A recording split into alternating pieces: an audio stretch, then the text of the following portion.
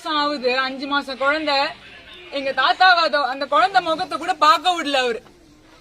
அது பேரு கூட எங்க தாத்தாக்கு தெரியாது. முதல்ல எங்களெல்லாம் எங்க ஐயா தான் வந்து பாப்பாரு.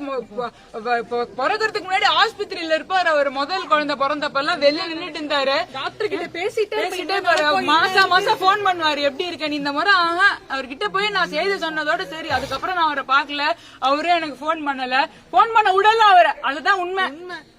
அவர் அப்படியே ஒரு இது மாதிரி அங்க வச்சுக்கிட்டு நேத்து கூட பாத்திருப்பீங்களே நீங்க. ஐயா வந்து அங்க போயிட்டு வாங்க நீங்க வாங்க இங்க வந்து நீங்க பிரச்சாரம் பண்ணுங்கன்னு அவரை கூட்டிட்டு போய், அவர் எப்படி இருந்த மனுஷன், ஒரு 87 வயசு மனுஷன். உங்க அப்பாவுக்கு இந்த மாதிரி எல்லாம் இருந்தா நீங்க என்ன பண்ணுவீங்க? அவர் வந்து சந்தோஷமா இருங்கப்பா, நீங்க வீட்டுல இருங்க, நீங்க அலையாதீங்க, வெயில் அப்படின்னு நம்ம சொல்லுவோம்.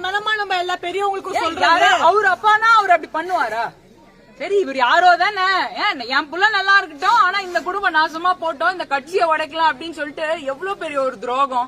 மயங்கி விழுற அளவுக்கு போட்டு எல்லா இடத்துக்கும் கூட்டிட்டு போகணும் என்னமா அவசியம்? நம்ம ஐயாவை கஷ்டப்படுறதுக்கு என்னமா அவசியம் இருக்கு? ஐயா இல்ல, அந்த ஆம்புலன்ஸ்ல உட்காந்துட்டு எங்களோட சின்ன அத்தை கால் பண்றாரு, எனக்கு பயமா இருக்கு அப்படின்னு ஐயா அழுதுகிட்டே சொல்லிருக்காரு.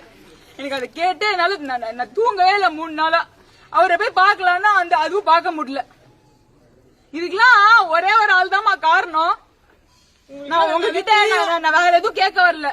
நீங்க வந்து அந்த துரோகிய தயவு செஞ்சு மன்னிக்காதீங்க. நீங்க யாரும் அந்த துரோகிய மன்னிக்காதீங்க. அந்த குடும்பத்தை மன்னிக்காதீங்க.